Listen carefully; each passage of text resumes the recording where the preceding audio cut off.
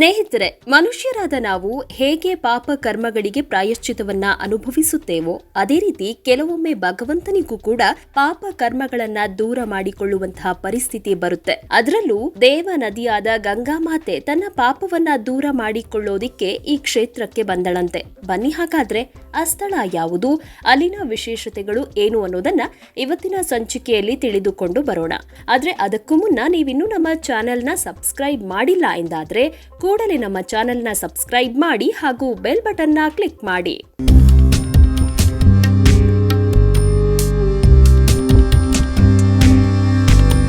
ಕೃಷ್ಣಾ ನದಿಯ ದಂಡೆಯ ಮೇಲೆ ಶೂರ್ಪಾಲಿ ಎಂಬ ಪುಣ್ಯ ಕ್ಷೇತ್ರವಿದ್ದು, ಈ ಕ್ಷೇತ್ರದಲ್ಲಿ ನರಸಿಂಹಸ್ವಾಮಿಯು ಲಕ್ಷ್ಮೀದೇವಿ ಸಮೇತನಾಗಿ ನೆಲೆ ನಿಂತು ಬೇಡಿ ಬಂದ ಭಕ್ತರನ್ನ ಹರಸುತ್ತಿದ್ದಾನೆ. ಸಾಲಿಗ್ರಾಮ ಶಿಲೆಯಲ್ಲಿರುವ ಲಕ್ಷ್ಮೀ ನರಸಿಂಹನ ಮೂರ್ತಿಯು ಅತ್ಯಂತ ಸುಂದರವಾಗಿದ್ದು, ನರಸಿಂಹಸ್ವಾಮಿಯು ಶಂಖ, ಚಕ್ರ, ಗದಾ, ಪದ್ಮಧಾರಿಯಾಗಿ ಲಕ್ಷ್ಮೀದೇವಿಯನ್ನ ತೊಡೆಯ ಮೇಲೆ ಕುಳ್ಳಿರಿಸಿಕೊಂಡು ತನ್ನ ದಿವ್ಯ ರೂಪವನ್ನ ತೋರುತ್ತಿದ್ದಾನೆ. ಈ ಕ್ಷೇತ್ರದಲ್ಲಿ ಅಷ್ಟತೀರ್ಥಗಳಿದ್ದು, ಈ ತೀರ್ಥದಲ್ಲಿ ಮಿಂದೆದ್ದು ಲಕ್ಷ್ಮೀ ನರಸಿಂಹಸ್ವಾಮಿಯ ದರ್ಶನ ಮಾಡಿದ್ರೆ ಸಕಲ ಪಾಪಗಳು ದೂರವಾಗುತ್ತೆಂಬ ಪ್ರತೀತಿ ಇದೆ.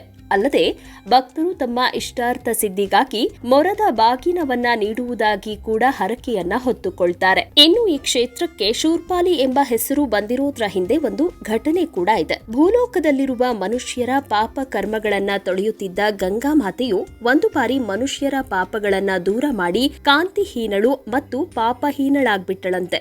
ಆಗ ಗಂಗಾ ಮಾತೆಯು ವಿಶ್ವೇಶ್ವರರ ಬಳಿ ನನ್ನ ಪಾಪಗಳನ್ನ ಕಳೆದುಕೊಳ್ಳಲು ನಾನೇನು ಮಾಡಲಿ ಎಂದು ಕೇಳಿದಾಗ, ಪರಮೇಶ್ವರನು ಕೃಷ್ಣಾ ನದಿ ಬಳಿ ಒಬ್ಬ ಬ್ರಾಹ್ಮಣ ವಾಸವಾಗಿದ್ದಾನೆ, ನೀನು ನಿತ್ಯ ಅವನಿಗೆ ವಜ್ರ ವೈಡೂರ್ಯವನ್ನ ಮೊರದಲ್ಲಿ ತುಂಬಿ ಬಾಗಿನ ನೀಡು, ಇದರಿಂದ ನಿನ್ನ ಪಾಪಗಳು ದೂರವಾಗುತ್ತೆ ಎಂದು ಹೇಳಿದರಂತೆ.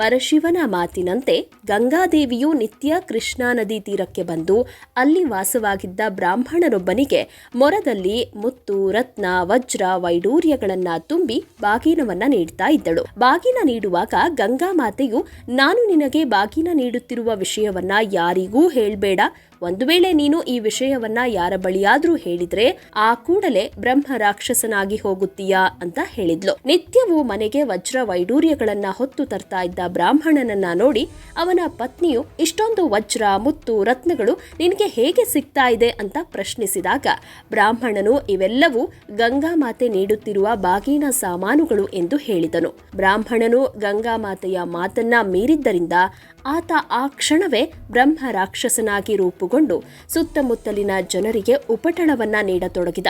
ನಂತರ ಜನರ ಕಷ್ಟಗಳನ್ನ ಪರಿಹರಿಸುವುದಕ್ಕೋಸ್ಕರ ಪರಶುರಾಮನು ಈ ಸ್ಥಳಕ್ಕೆ ಬಂದು ಬ್ರಹ್ಮ ರಾಕ್ಷಸನನ್ನ ಕೊಂದು ಬ್ರಾಹ್ಮಣನಿಗೆ ಮೋಕ್ಷವನ್ನ ದಯಪಾಲಿಸಿದರು. ಗಂಗಾ ಮಾತೆಯು ಶೂರ್ಪ ಎಂದರೆ ಮೊರದಲ್ಲಿ ಬಾಗಿನವನ್ನ ನೀಡ್ತಾ ಇದ್ದ ಕಾರಣ ಈ ಕ್ಷೇತ್ರಕ್ಕೆ ಶೂರ್ಪಾಲಿ ಎಂಬ ಹೆಸರು ಬಂದಿತೆಂದು ಇಲ್ಲಿನ ಸ್ಥಳ ಪುರಾಣದಲ್ಲಿ ತಿಳಿಸಲಾಗಿದೆ. ಅಲ್ಲದೆ ಪರಶುರಾಮನು ಈ ಕ್ಷೇತ್ರಕ್ಕೆ ಬಂದಾಗ ಇಲ್ಲಿನ ಸೌಂದರ್ಯವನ್ನ ನೋಡಿ ಅವರ ಕಣ್ಣಿನಲ್ಲಿ ಆನಂದ ಬಾಷ್ಪ ಸುರಿಯಿತು. ಈ ಆನಂದ ಬಾಷ್ಪದಿಂದಾಗಿ ಒಂದು ಅಶ್ವತ್ಥ ವೃಕ್ಷವು ಹುಟ್ಟಿಕೊಂಡಿತು. ಇಂದಿಗೂ ಕೂಡ ಈ ಅಶ್ವತ್ಥ ವೃಕ್ಷವನ್ನ ನಾವು ನೋಡಬಹುದಾಗಿದ್ದು, ಸಾಕಷ್ಟು ಜನರು ಈ ಅಶ್ವತ್ಥ ವೃಕ್ಷಕ್ಕೂ ಪೂಜೆಯನ್ನ ಸಲ್ಲಿಸಿ ತಮ್ಮ ಕಷ್ಟಗಳನ್ನ ದೂರ ಮಾಡುವಂತೆ ಕೇಳಿಕೊಳ್ತಾರೆ.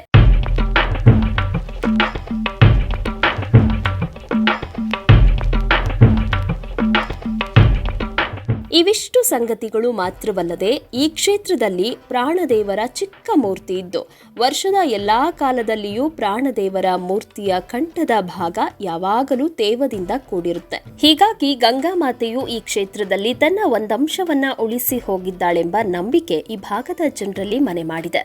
ಮಳೆಗಾಲದ ಸಮಯದಲ್ಲಿ ಪ್ರವಾಹ ಬಂದು ದೇವಸ್ಥಾನ ಜಲಾವೃತವಾದಾಗಲೂ ಕೂಡ ಇಲ್ಲಿನ ಜನರು ಮೊರದ ಬಾಗಿನವನ್ನ ಕೃಷ್ಣಾ ನದಿಗೆ ಅರ್ಪಿಸಿ ಭಗವಂತನಲ್ಲಿ ನೀರಿನ ಪ್ರವಾಹವನ್ನ ಇಳಿಸುವಂತೆ ಬೇಡಿಕೊಳ್ತಾರೆ.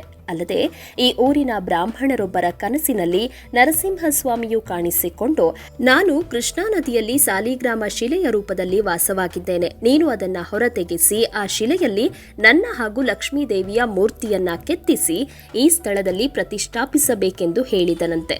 ಹಾಗೆಯೇ ಈ ಊರಿನ ಹುಟ್ಟು ಕುರುಡನೊಬ್ಬನ ಕನಸಿನಲ್ಲಿ ಸ್ವಾಮಿಯು ಕಾಣಿಸಿಕೊಂಡು, ಬ್ರಾಹ್ಮಣನೊಬ್ಬನು ತೆಗೆದುಕೊಂಡು ಬರುವ ಸಾಲಿಗ್ರಾಮ ಶಿಲೆಯಲ್ಲಿ ನನ್ನ ಮೂರ್ತಿಯನ್ನ ಕೆತ್ತಬೇಕು ಎಂದು ಆದೇಶಿಸಿದನಂತೆ. ಈ ರೀತಿಯಾಗಿ ಹುಟ್ಟು ಕುರುಡನೊಬ್ಬನು ನರಸಿಂಹಸ್ವಾಮಿಯ ಕೃಪೆಯಿಂದ ದೇವರ ಮೂರ್ತಿಯನ್ನ ಕೆತ್ತಿದನೆಂದು ಆ ಮೂರ್ತಿಯನ್ನ ಈ ಸ್ಥಳದಲ್ಲಿ ಪ್ರತಿಷ್ಠಾಪಿಸಿ ಪೂಜಿಸಲಾಯಿತೆಂದು ಇಲ್ಲಿನ ಕ್ಷೇತ್ರ ಮಹಾತ್ಮೆಯಲ್ಲಿ ಉಲ್ಲೇಖಿಸಲಾಗಿದೆ.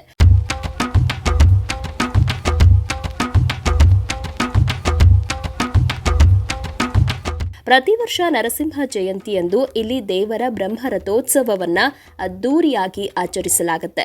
ಆ ಸಮಯದಲ್ಲಿ ಲಕ್ಷಾಂತರ ಮಂದಿ ಈ ಕ್ಷೇತ್ರಕ್ಕೆ ಭೇಟಿ ನೀಡಿ ಸ್ವಾಮಿಯ ಆಶೀರ್ವಾದವನ್ನ ಬೇಡುತ್ತಾರೆ. ನಿತ್ಯವೂ ಪೂಜೆಗೊಳ್ತಾ ಇರುವ ಇಲ್ಲಿನ ಲಕ್ಷ್ಮೀ ನರಸಿಂಹ ಸ್ವಾಮಿಗೆ ಶನಿವಾರ ಶ್ರಾವಣ ಮಾಸಗಳಲ್ಲಿ ವಿಶೇಷ ಪೂಜೆಯನ್ನ ಸಲ್ಲಿಸಲಾಗುತ್ತೆ. ಈ ಪುಣ್ಯ ಕ್ಷೇತ್ರವನ್ನ ನಿತ್ಯ ಬೆಳಗ್ಗೆ 6 ಗಂಟೆಯಿಂದ ಸಂಜೆ 7 ಗಂಟೆವರೆಗೆ ದರ್ಶನ ಮಾಡಬಹುದಾಗಿದ್ದು, ಭಕ್ತಾದಿಗಳು ತಮ್ಮ ಇಷ್ಟಾನುಸಾರ ಪೂಜೆಯನ್ನ ಸಲ್ಲಿಸಬಹುದಾಗಿದೆ. ಈ ಪುಣ್ಯ ಕ್ಷೇತ್ರವು ಬಾಗಲಕೋಟೆ ಜಿಲ್ಲೆಯ ಜಮಖಂಡಿ ತಾಲೂಕಿನ ಶೂರ್ಪಾಲಿ ಎಂಬ ಗ್ರಾಮದಲ್ಲಿದೆ. ಸುಕ್ಷೇತ್ರವು ಬಾಗಲಕೋಟೆಯಿಂದ 95 ಕಿಲೋಮೀಟರ್, ಮುಧೋಳದಿಂದ 38 ಕಿಲೋಮೀಟರ್, ಜಮಖಂಡಿಯಿಂದ 17.5 ಕಿಲೋಮೀಟರ್ ದೂರದಲ್ಲಿದೆ. ಶೂರ್ಪಾಲಿಯು ಉತ್ತಮವಾದ ರಸ್ತೆ ಸಂಪರ್ಕವನ್ನ ಹೊಂದಿದ್ದು, ಜಮಖಂಡಿಯಿಂದ ಬಸ್ ಅಥವಾ ಬಾಡಿಗೆ ವಾಹನ ಮಾಡಿಸಿಕೊಂಡು ಸುಲಭವಾಗಿ ಈ ದೇಗುಲಕ್ಕೆ ತಲುಪಬಹುದಾಗಿದೆ. ಸಾಧ್ಯವಾದರೆ ನೀವು ಒಮ್ಮೆ ಈ ಕ್ಷೇತ್ರಕ್ಕೆ ಭೇಟಿ ನೀಡಿ ಶ್ರೀ ಲಕ್ಷ್ಮೀ ನರಸಿಂಹ ಸ್ವಾಮಿಯ ಆಶೀರ್ವಾದವನ್ನ ಪಡೆದು ಬನ್ನಿ ಅಂತ ಹೇಳ್ತಾ ಇವತ್ತಿನ ಧರ್ಮ ದೇಗುಲ ದರ್ಶನ ಕಾರ್ಯಕ್ರಮವನ್ನ ಮುಗಿಸ್ತಾ ಇದ್ದೇವೆ. ವೀಕ್ಷಕರ ಗಮನಕ್ಕೆ ನಿಮ್ಮ ಅನಿಸಿಕೆ ಅಥವಾ ಅಭಿಪ್ರಾಯಗಳನ್ನ ಕಾಮೆಂಟ್ ಮುಖಾಂತರ ವ್ಯಕ್ತಪಡಿಸಬಹುದು. ಹಾಗೂ ನಿಮ್ಮ ಸುತ್ತಮುತ್ತ ಇದೇ ತರಹದ ಅದ್ಭುತ ದೇವಾಲಯಗಳಿದ್ದರೆ ಅದರ ಸಂಪೂರ್ಣ ಮಾಹಿತಿಗಳನ್ನ ನಮಗೆ ಇಮೇಲ್ ಮುಖಾಂತರ ತಿಳಿಸಬಹುದು. ನಮ್ಮ ಇಮೇಲ್ ಐಡಿ inspireKannada@gmail.com. ಮುಂದಿನ ಸಂಚಿಕೆಯಲ್ಲಿ ಮತ್ತೊಂದು ವಿಶೇಷವಾದ ದೇಗುಲದ ಮಾಹಿತಿಯೊಂದಿಗೆ ನಿಮ್ಮ ಮುಂದೆ ಬರ್ತೀವಿ. ಈ ವಿಡಿಯೋ ನಿಮಗೆ ಇಷ್ಟವಾಗಿದ್ದಲ್ಲಿ ದಯವಿಟ್ಟು ನಮ್ಮ ಚಾನೆಲ್ನ ಸಬ್ಸ್ಕ್ರೈಬ್ ಮಾಡಿ ಹಾಗೂ ಬೆಲ್ ಬಟನ್ನ ಕ್ಲಿಕ್ ಮಾಡಿ. ವಂದನೆಗಳು.